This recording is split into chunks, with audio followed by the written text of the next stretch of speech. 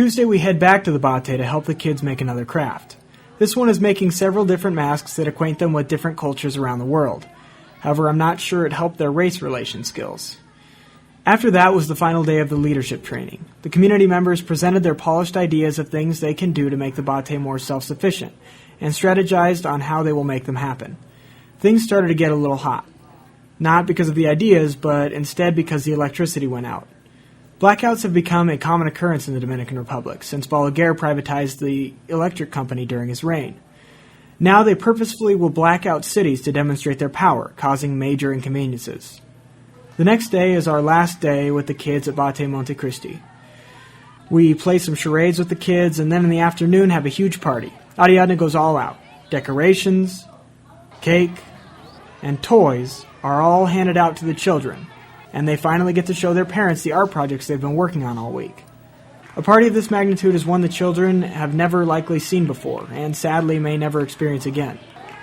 And when there's another blackout, instead of complaining or stealing extra toys, they break out in song. This is the last time we'll get to see the kids we've been forming close relationships with for the past 2 weeks.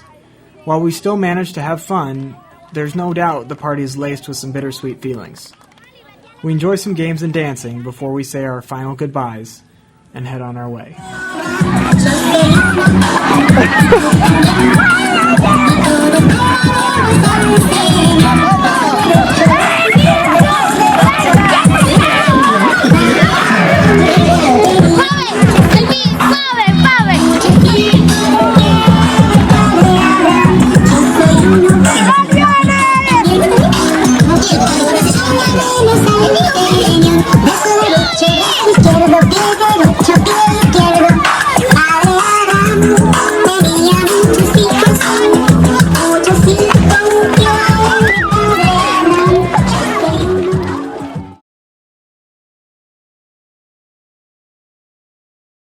Today we head to the capital of the Dominican Republic, Santo Domingo. While there, we do some general sightseeing. While the sights are nice, it's not really as interesting to me as the lifestyle that we don't get to witness as much in such a touristy area. The first thing I noticed as we entered the metropolis was the lack of motoconchos. If you haven't noticed so far, in San Pedro, motorcycles are far more common than cars. This is probably because with gas at $8 a gallon, fuel efficiency is pretty important to them. Most of these motorcycles are actually taxis. We'd often see as many as 4 people stuffed onto one seat holding on for their lives. Literally. As when it comes to motoconcho accidents, it's not a matter of if, it's a matter of when. Any travel site you look at tells you to avoid them at all costs for your safety, so naturally I hopped on.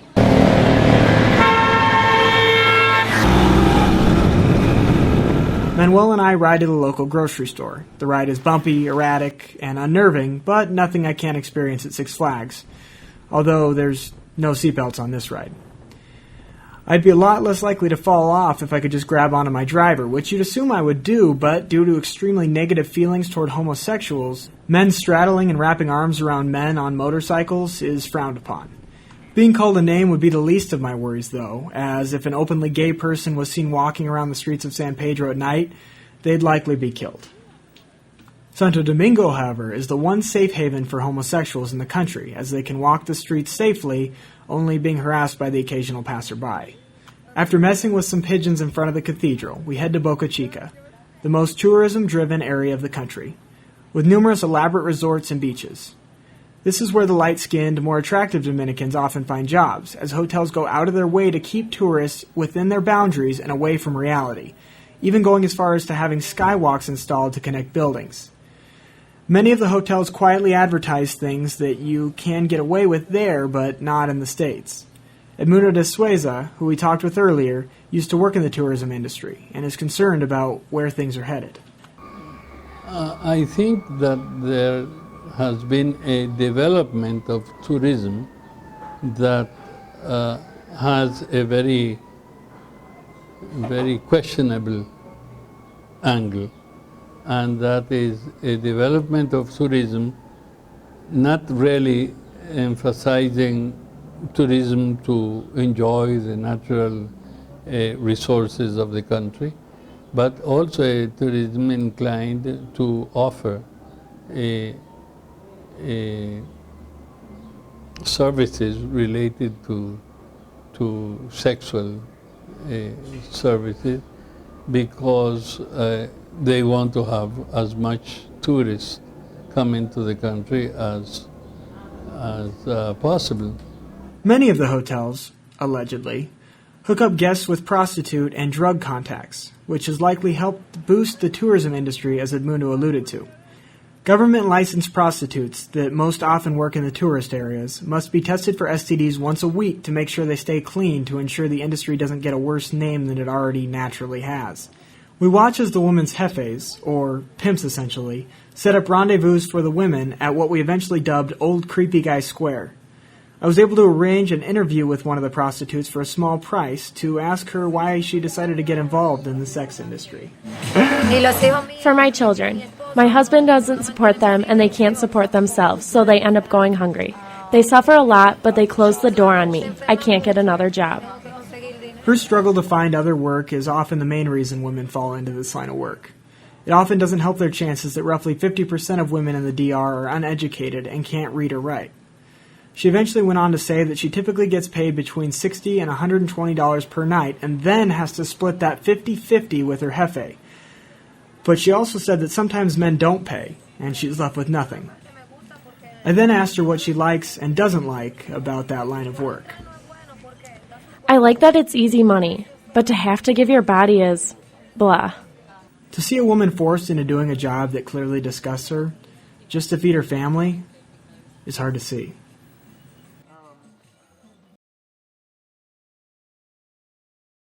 The number one rule you need to remember when you visit the DR is that you need to stay flexible.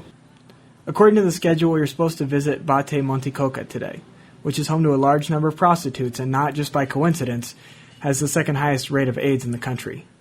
Unlike Bate Montecristi, this Bate was in dire conditions, with countless medical conditions and much poorer housing. But due to heavy rains, the roads and rivers around the Bate were flooded, and the commute in was pretty much impossible. With dirt roads and poor drainage systems, rain often causes the country to more or less shut down like a blizzard would in one of the smaller towns in the U.S. But last night's rain doesn't stop us from heading to the beach in the afternoon for a final farewell party with our host family. While we still have a great time, there's no doubt that the overall mood of the group is a little more somber than normal. After 2 weeks with this family, we've grown attached, but after Ariadna tells us that we're always welcome and makes us promise to visit again, we feel a little better knowing that this won't be the last time that we see the family we now hold so dear.